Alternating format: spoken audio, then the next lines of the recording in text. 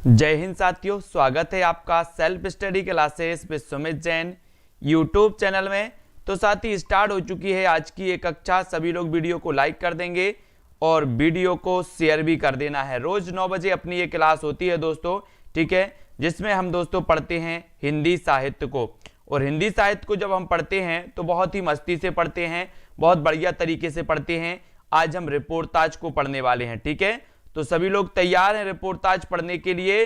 तो एक बार फटाफट से बता दो कि सर हम तैयार हैं, हम भी पढ़ने चाहते हैं रिपोर्टाज को, ठीक है। तो सभी लोग फटाफट से वीडियो को सबसे पहले तो लाइक कर देंगे और फिर वीडियो को दोस्तों अपने मित्रों तक शेयर भी आपको करना है, ठीक है। रोज 9 बजे अपनी ये क्लास होती है। और दोस्तों जिस भी साथी ने अभी तक self study classes app download नहीं किया है वो प्ले स्टोर पर सर्च करें सेल्फ स्टडी क्लासेस, ठीक है। ऐप आपको डाउनलोड कर लेना है, जहां पर आपको हिंदी साहित्य, टीजीटी, पीजीटी, मास्टर कैडर आदि सभी का दोस्तों हिंदी साहित्य का कोर्स उपलब्ध है। तो वहां पर आप सबसे कम रेट पर दोस्तों कोर्स परचेस कर सकते हैं और अपनी तैयारी को क्रमबद्ध बना सकते हैं, ठीक है। जहां पर आपको ट्रिकी वीडियो मिलेंगे, विस्तृत अध्ययन मिलेगा, टेस्ट सीरीज भी होगी टॉपिक वाइज, ठीक है। अब अपने आंसर की ओर चलते हैं अपन। आज का जो अपना पहला प्रश्न है कुलदीप जी, हिंदी में रिपोर्टाज का आरंभ किस युग में हुआ था? यहां तक अपन ने पढ़ लिया था। अब ये किस युग में हुआ था ये चीज आपको बताना है। द्विवेदी युग में हुआ था, भारतेंदु युग में, प्रसाद युग में या फिर प्रसादोत्तर युग में? तो किस युग में रिपोर्टाज का आरंभ हुआ था ये चीज हमें चयन करनी है। 4 विकल्प भी हमारे सामने मौजूद हैं। और आपका यहां पर कल हमने पढ़ा था कि सर रिपोर्टाज का जो प्रारंभ हुआ था वो प्रसादोत्तर युग या छायावादोत्तर युग में हुआ था। यानी डी नंबर आपका प्रसादोत्तर छायावादोत्तर युग में हुआ था। डी नंबर प्रखर उपाध्याय जी बिल्कुल सही आंसर है आपका, ठीक है। डी नंबर आपने बिल्कुल सही बताया है कि हिंदी में रिपोर्टाज लेखन की जो परंपरा है इस शिवदान सिंह चौहान की रचना लक्ष्मीपुरा से आरंभ हुई। लक्ष्मीपुरा से आरंभ हुई, है ना। रिपोर्टाज लेखन की परंपरा किस से हुई है? लक्ष्मीपुरा से हुई है। इसको सभी लोग याद रखेंगे। नवीन रिपोर्टाज की परंपरा किस रचना से आरंभ होती है? जल्दी से बताओ। ये आपको बताना है कि नवीन रिपोर्टाज की परंपरा जो है, रिपोर्टाज की परंपरा किस रचना से आरंभ हुई, किस रचना से हुई? सभी लोग बताएंगे। आरती चौधरी जी, हिंदी पाठशाला। रिपोर्टाज की जो परंपरा है, बोले सर अभी तो आपने बताया है कि रिपोर्टाज की जो परंपरा है वो हुई है कहां से? लक्ष्मीपुरा। और लक्ष्मीपुरा जो रिपोर्टाज है ये बोले सर शिवदान सिंह चौहान का है। किसका है? शिवदान सिंह चौहान का ये है दोस्तों लक्ष्मीपुरा। याद रख लेना, जहां पर शिव होंगे, जहां पर शिव का मंदिर होगा वहां पर लक्ष्मीपुरा, वो जो पुरा होगा वो लक्ष्मीपुरा ही होगा। बोले सर यहां तो लक्ष्मी बहुत होती है जहां पर शिव का मंदिर है ना। तो शिवदान सिंह चौहान लक्ष्मीपुरा। शिव को दान कर देना, शिव को दान कर देना, शिव के मंदिर को दान कर देना, क्या? लक्ष्मी। शिव के मंदिर को दान कर देना लक्ष्मी। तो लक्ष्मी से बनेगा लक्ष्मीपुरा और शिवदान से बनेगा शिवदान से चौहान का रिपोर्टाज है। और ये दोस्तों हिंदी का प्रथम रिपोर्टाज माना जाता है लक्ष्मीपुरा। लक्ष्मीपुरा किस विधा की रचना है तो ये भी आपको बताना है। बोले सर लक्ष्मी के चक्कर में भी रिपोर्ट हो जाती है कभी कभी। आपने देखा होगा लक्ष्मी के चक्कर में क्या हो जाती है? रिपोर्ट हो जाती है। रिपोर्ट हो जाती है काय के चक्कर में? लक्ष्मी के चक्कर में। और लक्ष्मी के चक्कर में रिपोर्ट हो जाती है। तो ये लक्ष्मीपुरा रिपोर्टाज है। ये लक्ष्मीपुरा क्या है साथियों? रिपोर्टाज। क्योंकि लक्ष्मी के चक्कर में बोले सर रिपोर्ट हो जाती, रिपोर्ट तो रिपोर्टाज, ठीक है। हिंदी साहित्य के पहले रिपोर्टाज लेखक होने का श्रेय किसे है? किसको है दोस्तों? प्रथम रिपोर्टाज हमने पढ़ा कि सर हिंदी का प्रथम रिपोर्टाज लक्ष्मीपुरा है। और लक्ष्मीपुरा दोस्तों रिपोर्टाज है क्योंकि लक्ष्मी के चक्कर में रिपोर्ट हो जाती है। और हिंदी साहित्य के पहले रिपोर्टाज लेखक जो माने जाएंगे वो शिवदान सिंह चौहान माने जाएंगे। यानी आपका सी नंबर बिल्कुल सही हो जाएगा। सभी लोग वीडियो को लाइक कर देना। और जिन भी साथियों ने अभी तक self study classes app download नहीं किया है वो डाउनलोड जरूर कर लेना। और अपनी तैयारी को क्रमबद्ध अगर आप बनाना चाहते हैं, है ना, अगर अपनी तैयारी को क्रमबद्ध बनाना चाहते हैं, क्रम से पढ़ना चाहते हैं तो आप जरूर ऐप में दोस्तों कोर्स परचेस कर सकते हैं, ठीक है। ऐसे आप बहुत सारा पढ़ लेंगे, बहुत सारा याद भी हो जाएगा, लेकिन आपके अंदर आत्मविश्वास नहीं आएगा, पता चलेगा कि हमने तो कुछ पढ़ा ही नहीं है ना। तो क्रमबद्ध पढ़िए, और क्रमबद्ध पढ़ने के लिए सेल्फ स्टडी क्लासेस ने आपके लिए दोस्तों कोर्स लॉन्च किया है। उस कोर्स को आप ले सकते हो, परचेस कर सकते हो। अल्मोड़े का बाजार किस विधा की रचना है? अल्मोड़े का बाजार किस विधा की रचना है, ये आपको चयन करना है। ये जीवनी है, रिपोर्टाज है, प्रगीत है, या फिर यात्रा वृत्त है। अल्मोड़े का बाजार, अल्मोड़े का बाजार, बोले सर अल्मोड़े के बाजार की रिपोर्ट पेश करो। अल्मोड़े के बाजार की रिपोर्ट पेश करो। टमाटर कितने बिके, आलू कितने बिके, है ना, और भिंडी कितनी बिकी। तो अल्मोड़े के बाजार की रिपोर्ट पेश करना है। क्या करना है? रिपोर्ट। तो ये रिपोर्टाज है, ये भी आपको याद रख लेना। और रिपोर्टाज दोस्तों ये फ्रांसीसी भाषा का शब्द माना जाता है, ये भी याद रख लेना। और बोले सर अल्मोड़े का बाजार ये प्रकाश चंद्र गुप्त का है, क्योंकि अल्मोड़े के बाजार में हमें क्या करना है? हमें क्या करना है दोस्तों? अल्मोड़े के बाजार में, अल्मोड़े के बाजार में प्रकाश करना है, तो प्रकाश चंद्र गुप्त है। और रिपोर्टाज फ्रांसीसी भाषा का शब्द माना जाता है, यह भी याद रख लेना, यह भी क्वेश्चन पूछा जाता है। ठीक है, अब यहां पर आते हैं और यहां पर आपसे पूछा जाएगा कि अल्मोड़े का बाजार रिपोर्टाज के लेखक कौन है? तो आप बता देना कि सर अल्मोड़े के बाजार में, अल्मोड़े के बाजार में हमें प्रकाश करना है, अल्मोड़े के बाजार में हमें प्रकाश करना है, तो प्रकाश चंद्र गुप्त, यानी सी नंबर आपका बिल्कुल सही हो जाएगा। श्री लता सिंह जी, सुनीता यादव जी, ठीक है, तो ये सी नंबर आपका बिल्कुल सही है। हाँ, उत्तराखंड में अल्मोड़ा। और यहां पर आते बंगाल का अकाल। अब बंगाल के अकाल के लेखक कौन है? बंगाल के अकाल के लेखक रांगे राघव हैं, कन्हैया लाल मिश्र प्रभाकर हैं, शिवदान सिंह चौहान है, या फिर धर्मवीर भारती हैं, या स्टार लगाओगे इसमें? क्या लगाना है जल्दी बताओ। प्रश्न क्रमांक 7 में, हाँ सभी लोग लाइक जरूर कर दीजिए।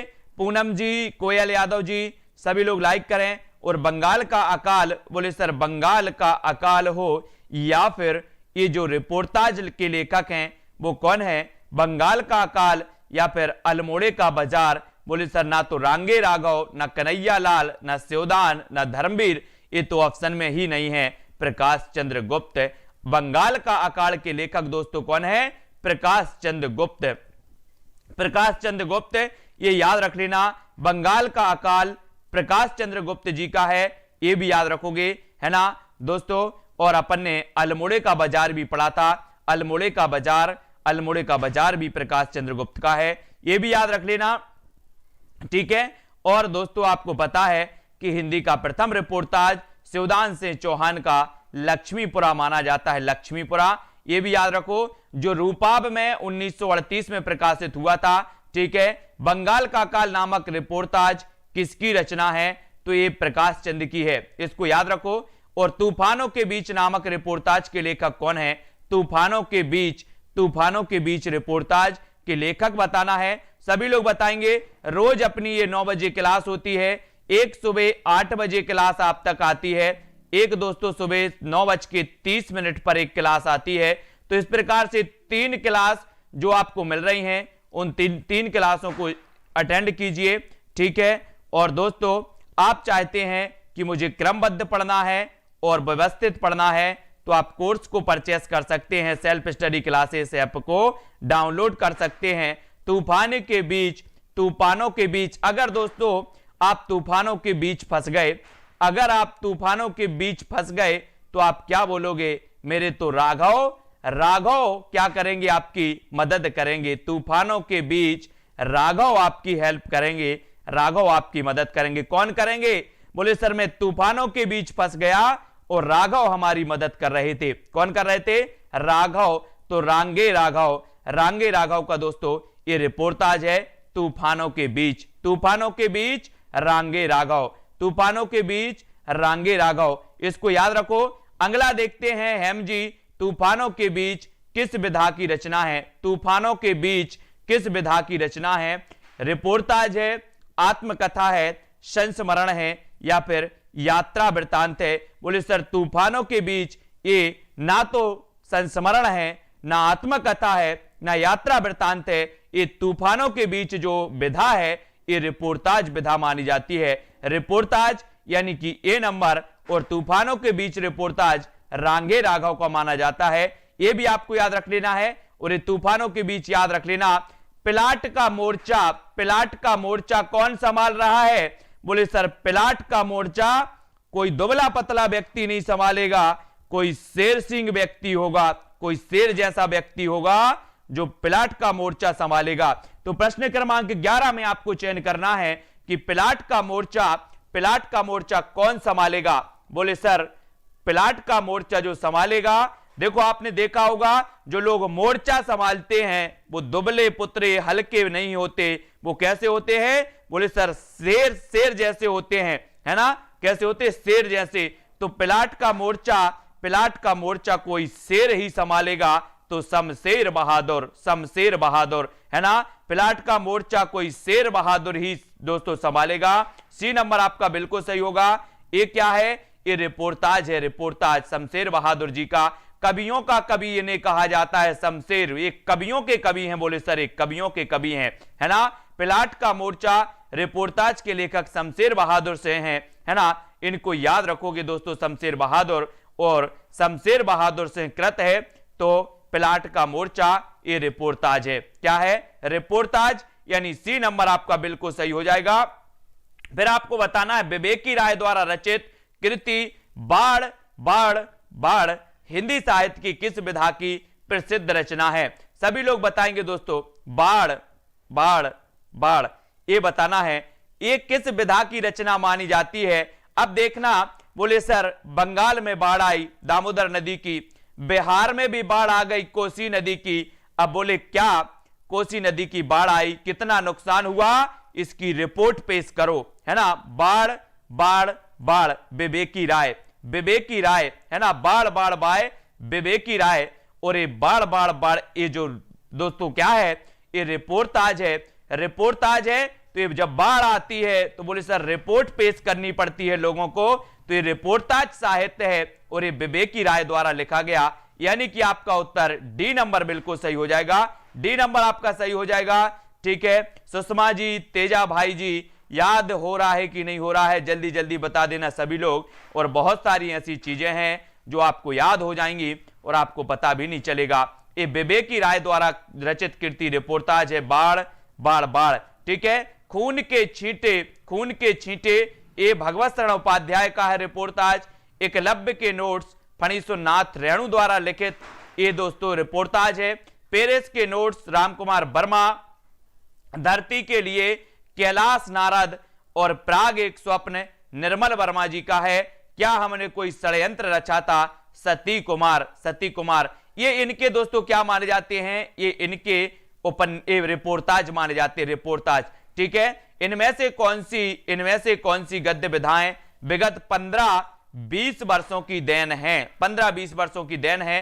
तो कौन सी विधाएं हैं जो 15-20 वर्षों की देन मानी जाती हैं? और यहां पर आपका बिल्कुल सही आंसर हो जाएगा यश रत्ती जी। याद हो जाएगा आपका क्या कि बोले सर रिपोर्टाज और फीचर लेखन ये माने जाते हैं आपके 15-20 वर्षों के बीच के, है ना? तो आपका जो सी नंबर है, सी नंबर वो बिल्कुल सही हो जाएगा। सी नंबर रिपोर्टाज तथा फीचर लेखन की नवीन विधा मानी जाती है ना? दोस्तों कुछ इंटरव्यू में क्वेश्चन पूछे गए जैनेन्द्र जी के साथ, कुछ घंटे इंटरव्यू के लेखक कौन है?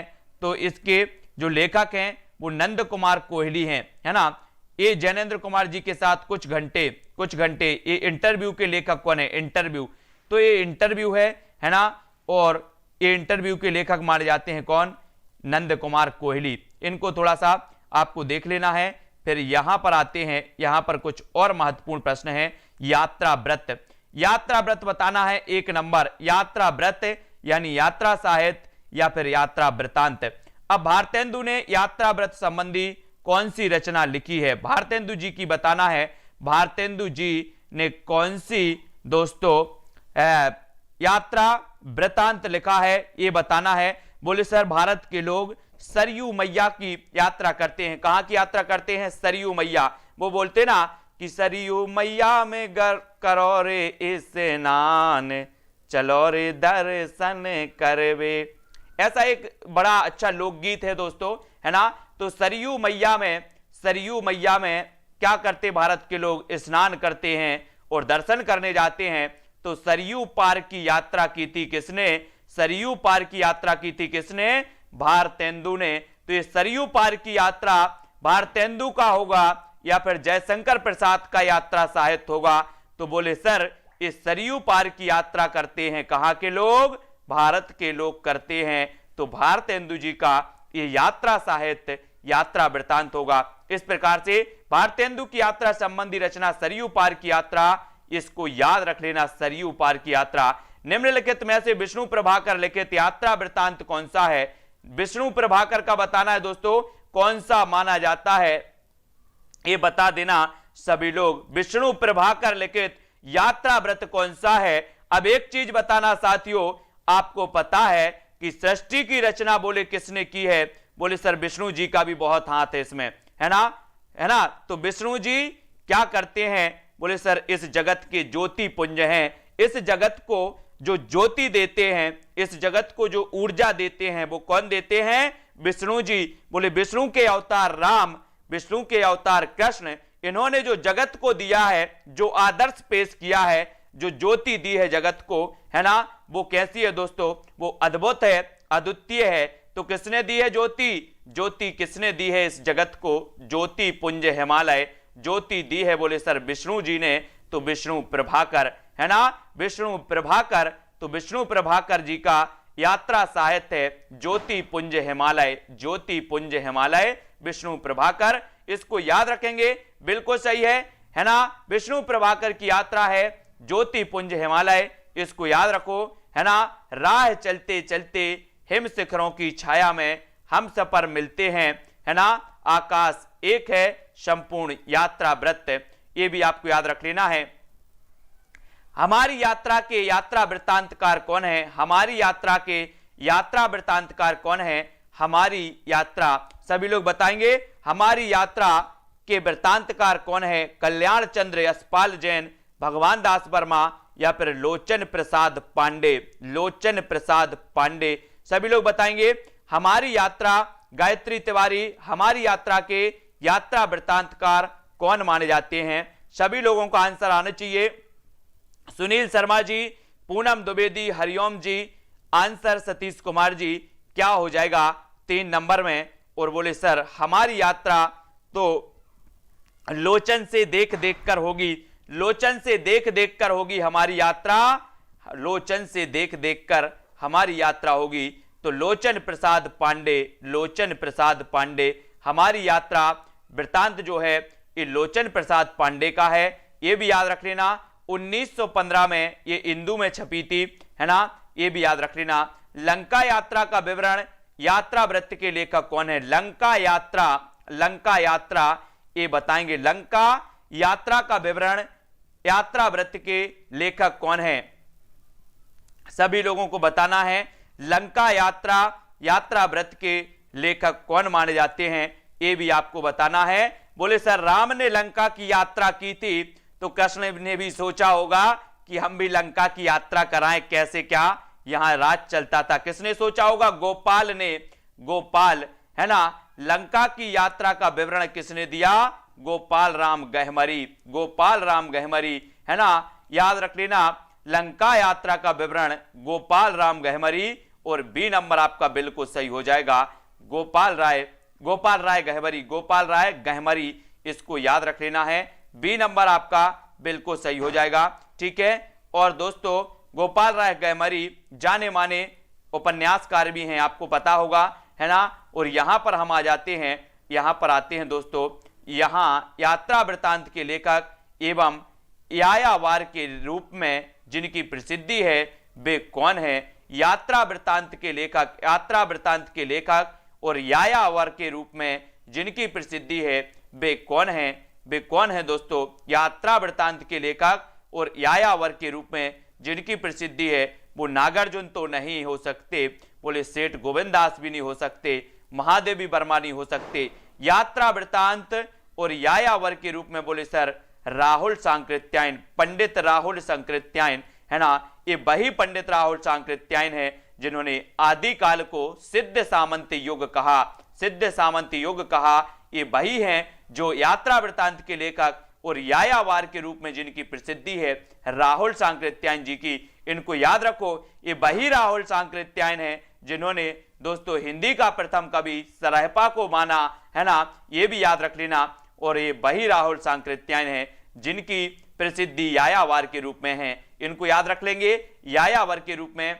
और घुमक्कड़ शास्त्र उन्होंने तिब्बत में सवा वर्ष, मेरी यूरोप यात्रा, मेरी तिब्बत यात्रा, घुमक्कड़ शास्त्र, है ना, श्रीलंका की यात्रा, मेरी लद्दाख यात्रा, रूस में 25 मास, जापान की यात्रा, ये सभी यात्रा दोस्तों लिखी हैं। किसने लिखी हैं? राहुल सांकृत्यायन ने, राहुल सांकृत्यायन, है ना, इसको याद रखेंगे। वो अरे यायावार वो राहुल अज्ञे जी का है, लेकिन यहां पर यायावर के रूप में जिनकी प्रसिद्धि है वो राहुल सांकृत्यायन जी की है, इनको याद रखेंगे। अरे यायावार रहेगा याद, वो अज्ञे जी की मानी जाती है। बाकी घुमक्कड़ शास्त्र यात्रा व्रत के लेखक कौन है? घुमक्कड़ शास्त्र यात्रा व्रत के लेखक कौन माने जाते हैं?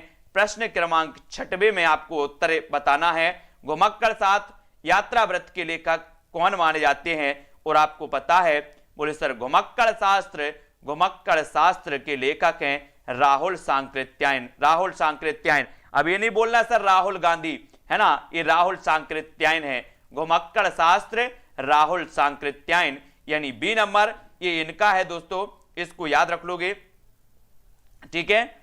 और यहां पर आते हैं घुमक्कड़ शास्त्र नामक ग्रंथ के लेखक कौन है? घुमक्कड़ शास्त्र, है ना, ये भी बता देना। बोले सर घुमक्कड़ शास्त्र जो के लेखक हैं कौन? राहुल सांकृत्यायन जी हैं, डी नंबर हैं, ठीक है, डी नंबर। और अपन ऐसे भी याद रख लेंगे, बोले सर हमारे देश में एक राहुल गांधी जी भी हैं, वो भी बहुत घूमते रहते हैं, है ना, तो घुमक्कड़ शास्त्र लिख दिया राहुल सांकृत्यायन, है ना, घुमक्कड़ शास्त्र राहुल सांकृत्यायन।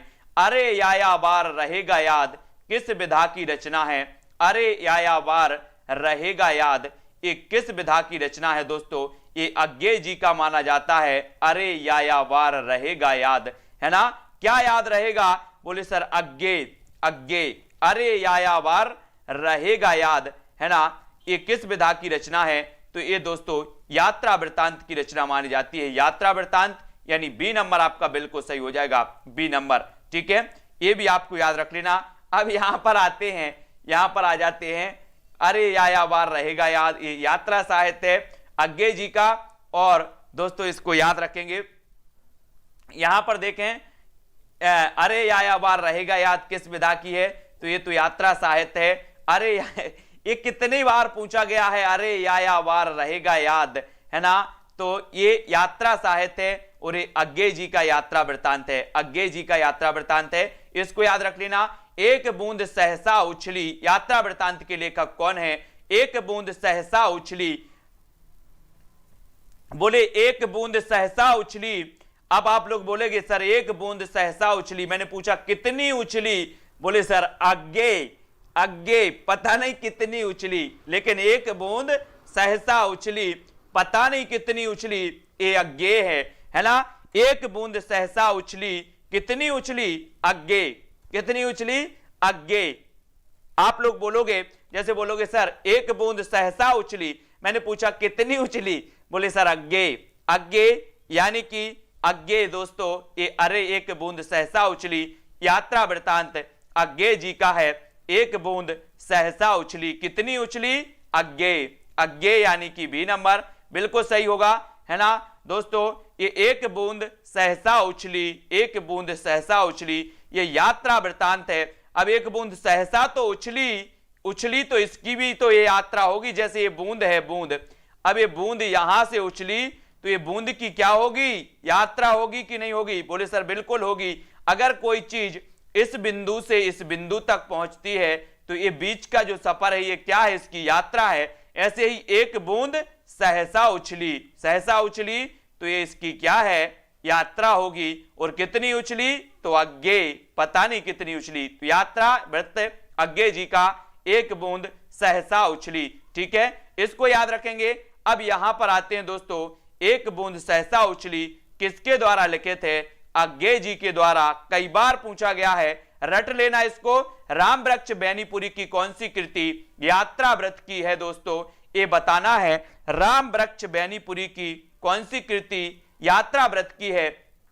अब एक चीज बताना दोस्तों, बोले सर वृक्ष आया है और वृक्ष पे आप कैसे चढ़ोगे, बोले सर पैरों में पंख बांधकर। वृक्ष पर चढ़ना है तो पैरों में पंख बांधकर। जब अपन छोटे छोटे होते हैं तो कल्पना करते यार ये पक्षी जो हैं उड़ते रहते हैं, वृक्ष पर बैठ जाते हैं, हमारे पैरों में भी पंख बांधकर हम उड़ जाएंगे तो वृक्ष पर बैठेंगे। बोले सर राम वृक्ष बेनीपुरी की यात्रा व्रत है पैरों में पंख बांधकर। पैरों में पंख बांधकर कहां बैठना है, वृक्ष पर बैठना है, उड़कर जाना है पैरों में पंख बांधकर। और ये वृक्ष है, इस वृक्ष पर बैठना है। कहां पर, वृक्ष पर। तो राम वृक्ष बेनीपुरी का दोस्तों पैरों में पंख बांधकर वृक्ष में बैठना है। कहां बैठोगे, वृक्ष पे, आसमान में तो नहीं जाओगे, बोले सर नहीं जाएंगे, पैरों में पंख बांधकर तो हम वृक्ष पर बैठेंगे। तो राम वृक्ष बेनीपुरी। याद रखो, उड़ते चलो उड़ते चलो उड़ते चलो उड़ते चलो, ये भी किसका है, ये भी राम वृक्ष बेनीपुरी का है। उड़ते चलो उड़ते चलो, ठीक है। आखिरी चट्टान बताना है ये दोस्तों कि लेखक कौन है। आखिरी चट्टान के लेखक कौन माने जाते हैं, बोले सर आखिरी चट्टान जो है वो किसका है, मोहन राकेश, यानी ये नंबर आपका बिल्कुल सही हो जाएगा। मोहन राकेश जी का यात्रा वृत्तांत माना जाता है आखिरी चट्टान, इसको याद रख लेना है ना। ये दोस्तों आखिरी चट्टान है मोहन राकेश आखिरी चट्टान, ठीक है, ये याद रख लेना। और दोस्तों ये जो आखिरी चट्टान है मोहन राकेश द्वारा यात्रा व्रत है, जो भारतीय ज्ञानपीठ से प्रकाशित हुआ था 1952 है ना, से फरवरी 1953 के बीच ये हुआ था। इसको भी याद रख लेना। गद्य काव्य एवं व्यंग, साधना गद्य काव्य किसने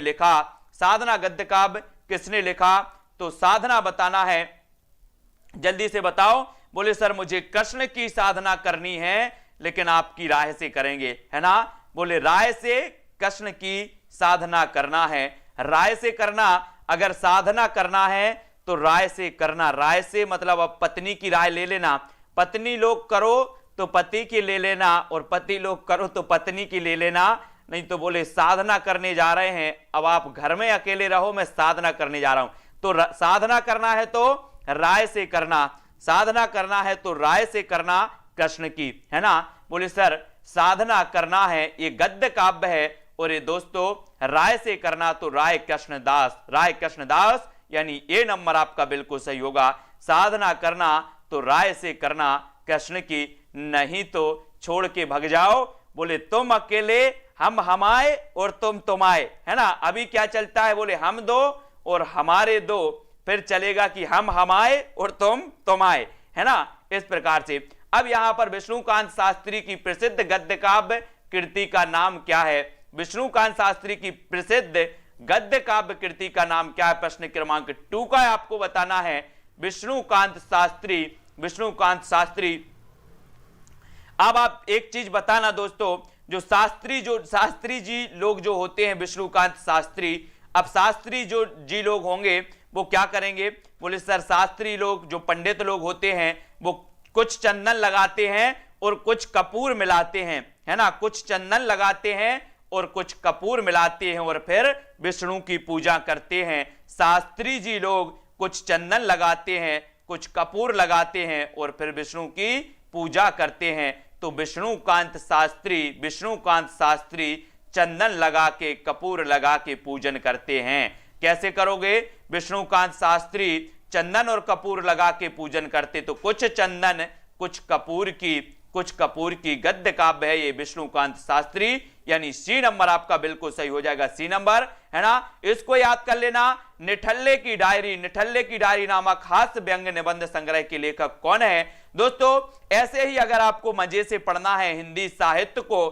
खेल खेल में याद करना है, हिंदी साहित्य के वो हजारों प्रश्न याद करना है सिर्फ खेल खेल में, तो आप जुड़ जाइए सेल्फ स्टडी क्लासेस ऐप के साथ। सेल्फ स्टडी क्लासेस ऐप आप डाउनलोड कर लो, ऐप को डाउनलोड कर लो। यहां पर सभी की सहमति से ये कोर्स लॉन्च किया गया, जो अभी तक का सबसे कम प्राइस इसका रखा गया, मात्र 1200 रुपए है ना रखा गया। तो साथियों आप भी जुड़ सकते हो और खेल खेल में हिंदी साहित्य को रट सकते हो, है ना। निठल्ले की डायरी हरिशंकर परसाई, निठल्ले की डायरी हरिशंकर परसाई, यानी डी नंबर आपका बिल्कुल सही हो जाएगा, हरिशंकर परसाई, है ना। याद रख लेना, निठल्ले की डायरी हरिशंकर परसाई, ठीक है। परसाई और हरिशंकर परसाई जी की है निठल्ले की डायरी। तुलसीदास चंदन घिसे के लेखक कौन है? बोले सर, चित्रकूट के घाट पे भई संतन की भीड़, तुलसीदास चंदन घिसे और तिलक देत रघुवीर, है ना। तो रघुवीर कौन थे? बोले सर रघुवीर तो हरि थे, हरि, है ना। रघुवीर कौन थे? बोले सर हमारे भगवान है रघुवीर, हमारे हरि है रघुवीर। और तुलसीदास चंदन घिसे तिलक देत रघुवीर, किसका दोस्तों आपको पता है हरि कौन है? बोले सर हरि है रघुवीर, है ना। तो ये तुलसीदास चंदन घिसे हरिशंकर परसाई, हरिशंकर परसाई, यानी बी नंबर आपका बिल्कुल सही हो जाएगा, बी नंबर आपका सही हो जाएगा। इसको याद रखोगे, तुलसीदास चंदन घिसे हरिशंकर परसाई जी की दोस्तों ये गद्य काव्य माना जाता है, इसको याद रखोगे, है ना। फिर यहां पर आ जाते हैं हम, इसमें और कुछ पढ़ते हैं, इसको पढ़ो। भोला राम का जीव, भोला राम का जीव पढ़ा होगा आप लोगों ने, है ना। बोले सर भोला राम का जीव फाइलों में अटक गया, है ना। यमराज ढूंढ रहे हैं कि आखिर भोला राम का जीव गया कहां, है ना। तो ये भी दोस्तों व्यंग है, व्यंग, है ना। ये जो भोला राम का जीव है ये व्यंग है, और ये व्यंग याद रख लेना, ये किसका है? ये हरिशंकर परसाई का व्यंग है, भोला राम का जीव। ये व्यंग पूछा भी जाता है, इसको याद कर लेना। याद होगा बहुत सारे लोगों को मजा आ जाता था जब आप लोग पढ़ते थे। बोले सर भोला राम का जीव जब पढ़ा तो मजा आ गया कि भोला राम का जीव आके फाइलों में छिप गया, है ना। तो ये हरिशंकर परसाई जी का है भोला राम का जीव। ये विधा भी पूछी जाती है कभी कभी, किस विधा की रचना है? तो ये व्यंग विधा की रचना है, व्यंग विधा की, यानी डी नंबर आपका बिल्कुल सही हो जाएगा, ठीक है। फिर अगला क्वेश्चन आपसे पूछा जाता है, एजुकेशन बिजन जी, राम कुमारी साहू, ब्रिज जी, कांता राय जी, सभी लोग दोस्तों अगर आप चाहते हैं कि हिंदी साहित्य को खेल खेल में सीखना है, मजे से पढ़ना है, ना कि बोझ से पढ़ना है, तो जुड़ जाइए सेल्फ स्टडी क्लासेस ऐप के साथ। सेल्फ स्टडी क्लासेस के साथ दोस्तों हिंदी साहित्य का ऐसा कोई भी टॉपिक नहीं होगा, कोई भी टॉपिक नहीं होगा जो आपको याद ना हो। बहुत सारे प्रश्न, हजारों प्रश्न आपको खुद पता नहीं चलेगा और रट जाएंगे, याद हो जाएंगे। भूत के पांव किसकी व्यंग रचना है? भूत के पांव, भूत के पांव बताना है, भूत के पांव ये व्यंग रचना है, और ये व्यंग रचना किसकी है ये भी आपको बताना है। तो आपको बताना है, बोले सर भूत के पांव हरिशंकर परसाई, हरिशंकर परसाई, यानी बी नंबर आपका बिल्कुल सही हो जाएगा, ठीक है। बी नंबर हरिशंकर परसाई, भोला राम का जीव, भूत का पांव, हरिशंकर परसाई जी के ये व्यंग माने जाते हैं, व्यंगकार माने जाते हैं दोस्तों हरिशंकर परसाई जी। इनको बहुत अच्छे से याद रख लेना, ठीक है। भूत के पांव, है ना, ठीक है। भूत के पांव पीछे है, वैसे भूत के पांव पीछे है ना, भूत के पांव पीछे। हरिशंकर परसाई के व्यंगात्मक निबंधों का लक्ष्य क्या है? लक्ष्य बताना है दोस्तों, इनका लक्ष्य क्या है? जो इन्होंने हरिशंकर परसाई ने इतने अच्छे व्यंग लिखे हैं, तो हरिशंकर परसाई की व्यंगात्मक निबंधों का लक्ष्य क्या होता है? पाठकों को वास्तविकता के प्रति आंखें खोलना, पाठकों को गंभीर हास्य प्रदान करना, पाठकों की भाव जड़ता को तोड़ना, या फिर पाठकों में विडंबनाओं के प्रति आक्रोश और घृणा जगाना।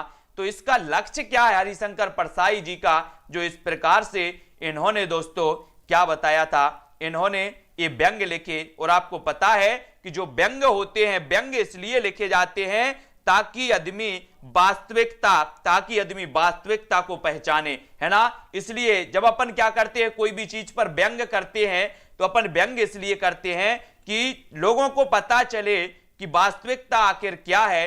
तो इसी प्रकार से जो व्यंग निबंध लिखे हैं, इन्होंने व्यंग निबंध लिखे हैं हरिशंकर परसाई जी ने, इन्होंने पाठकों को वास्तविकता के प्रति आंखें खोलने के लिए व्यंग लिखे गए हैं, है ना। क्योंकि समाज में ऐसी घटनाएं घटित होती हैं जिनके माध्यम से हरिशंकर परसाई जी ने एक बहुत ही बढ़िया तरीके से प्रयास किया है, ठीक है। इसको याद रखना। फिर आगे बढ़ते हैं, परसाई जी के आगे इस प्रकार से आ जाते हैं। यहां पर देखते हैं चलिए ये बताना है आपको, निम्न में से कौन सी व्यंग रचना हरिशंकर परसाई की नहीं है? तो कौन सी नहीं है हरिशंकर परसाई की?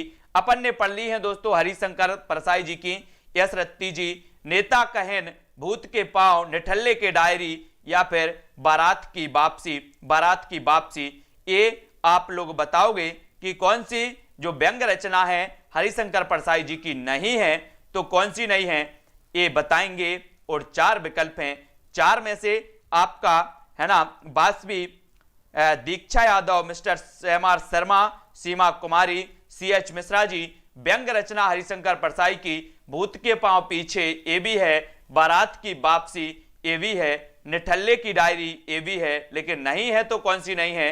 नेताजी कहन। नेताजी कहन यानी ये नंबर। रेखा बोरा जी, ये नंबर बिल्कुल सही हो जाएगा। सुनीता, शिल्पा जी, वेरी गुड। नेताजी कहन के लेखक कौन है? नेताजी कहन के लेखक कौन है? आपको पता है कभी कभी बोले सर नेताजी जो होते हैं कभी कभी मनोहारी बोलते हैं और कभी कभी जोश में बोलते हैं, है ना? तो नेताजी कहन लगे जोश में, है ना?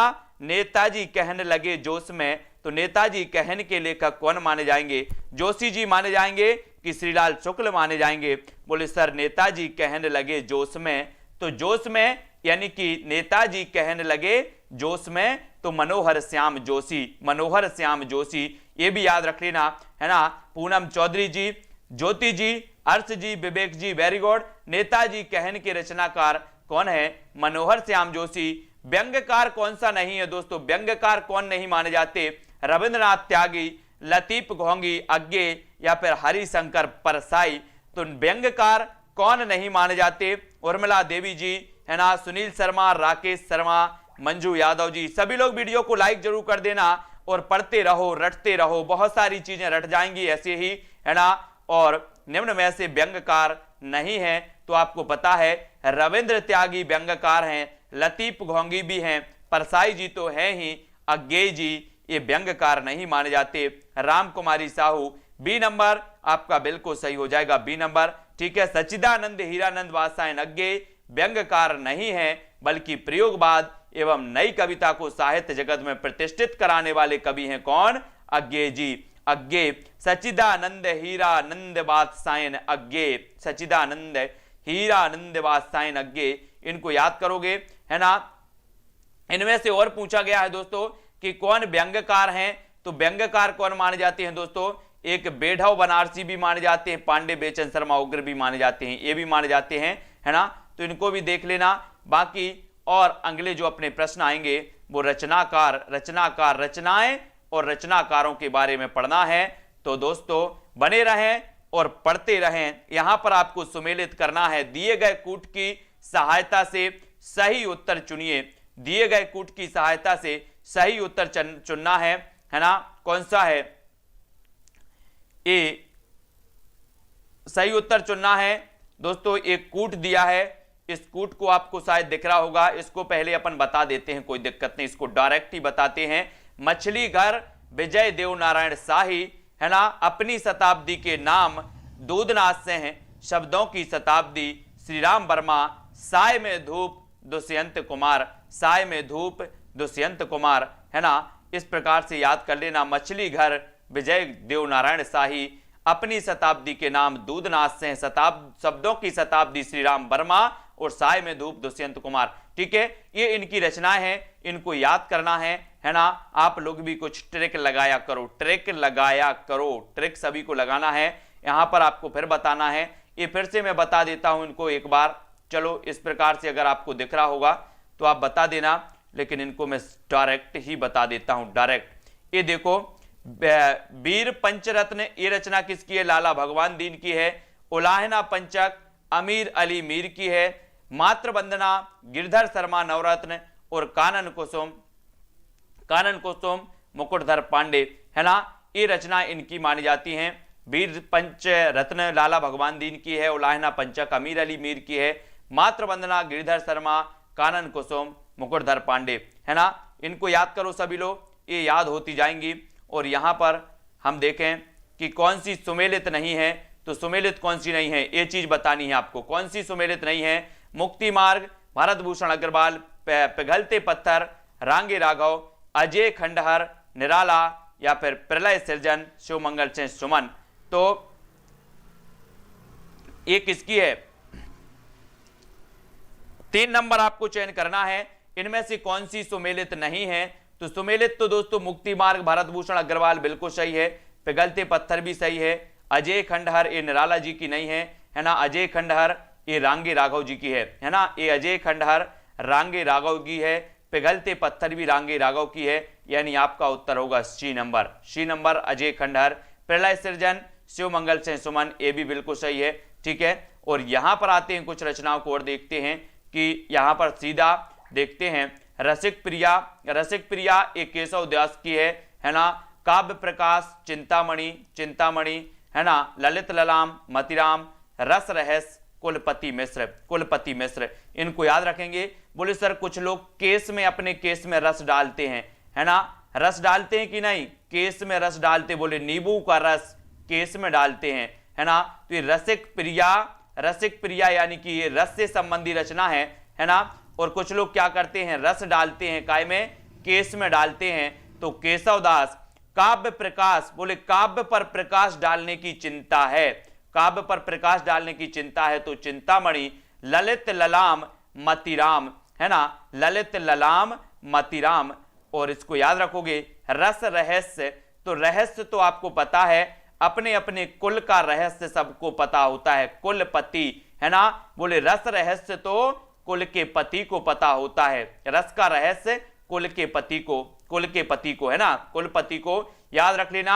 और कुछ लोग गन्ने का रस नहीं डाल लेना, बोले सर मैं तो गन्ने का रस डालता हूं बालों में, केसों में है ना, नहीं डालना गन्ने का रस, ठीक है। यहां पर देखो भाषा भूषण अग्रवाल, ये जसवंत सिंह की, जसवंत सिंह, भाषा भूषण अग्रवाल है ना, ललित ललाम मतिराम, काव्य निर्णय भिखारी दास और जगत विनोद ये पद्माकर की हैं। ये सारी रचनाओं को ट्रिक से जब याद करवाऊंगा, जैसे मान के चलो एक जसवंत सिंह है अपने बैच में है ना, जो पैट क्लास वाला कोर्स है उसमें जसवंत सिंह है ये, और इतने अच्छे हैं, इतने अच्छे हैं कि उनकी भाषा भूषण जैसी है। बोले सर जसवंत की भाषा भूषण जैसी है, जसवंत भाषा भूषण है, जसवंत क्या है? भाषा भूषण है, जसवंत भाषा भूषण है ना। ललित ललाम ये मतिराम की हो गई है ना। काव्य का निर्णय, काव्य का निर्णय बोले सर भिखारी दास है ना, याद रख लेना भिखारी दास, काव्य निर्णय। जगत विनोद पद्माकर, जगत विनोद, जगत से बनेगा जगत, और जगत का भ्रमण करना है बोले सर काय से? पद्मों से, पदम से करना है जगत का भ्रमण, जगत का भ्रमण पदम से करना है, तो पद्माकर की रचना हो जाएगी।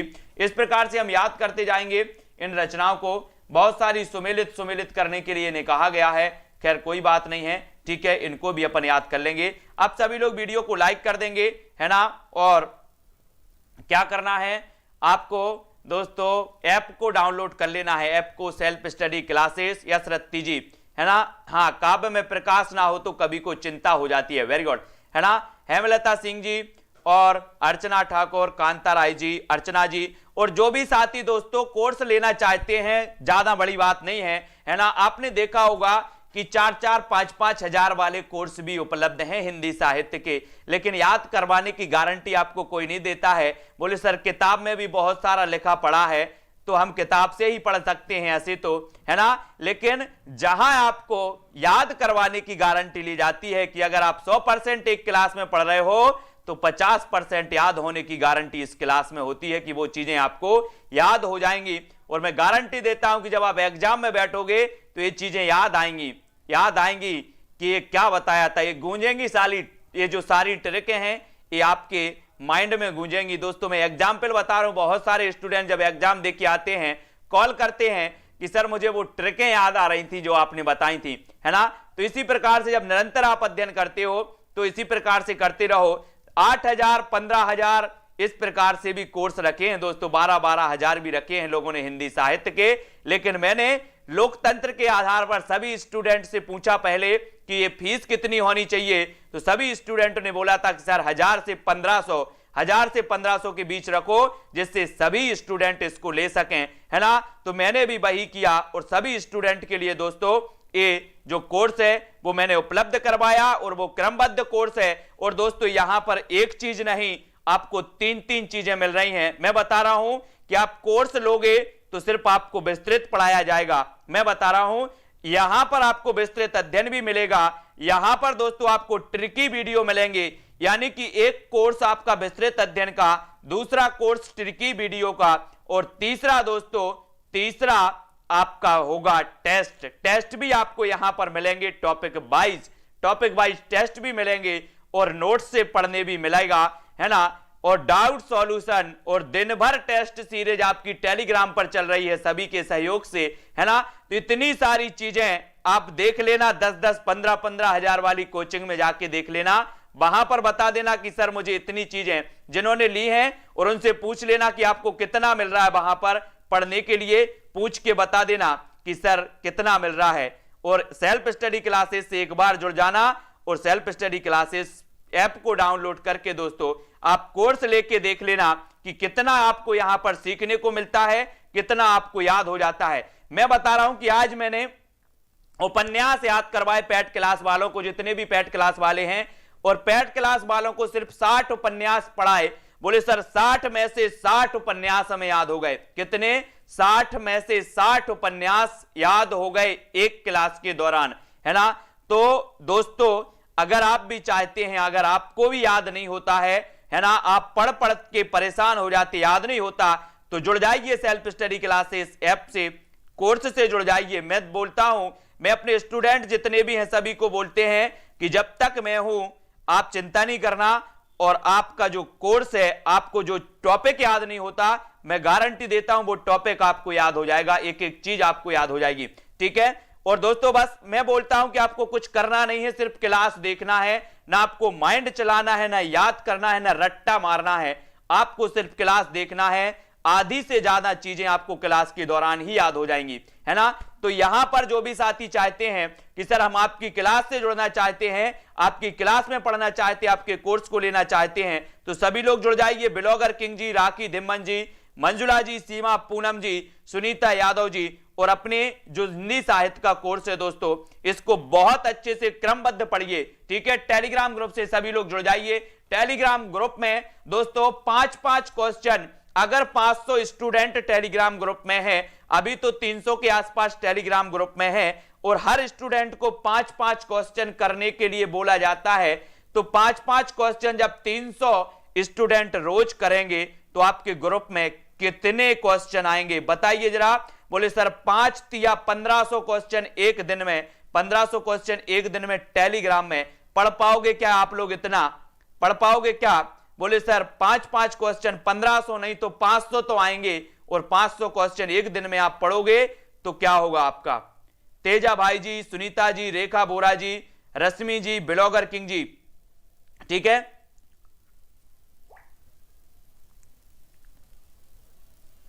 अरुण कुमार जी, सिमी टंडन जी, ठीक है। सभी लोगों को दोस्तों मैं बता रहा हूं कि बहुत सारे लोग जो पहले से जुड़े हैं और पहले बोलते थे कि सर मुझे जो हिंदी साहित्य है इंटरेस्ट नहीं है, और इतना बोझ लगता था, इतना बोझ कि यार क्या पढ़ें, लेकिन आज मुझे पता चलता है, वही स्टूडेंट बोलते हैं कि सर आज मुझे हिंदी साहित्य बहुत याद हो गया है, ठीक है।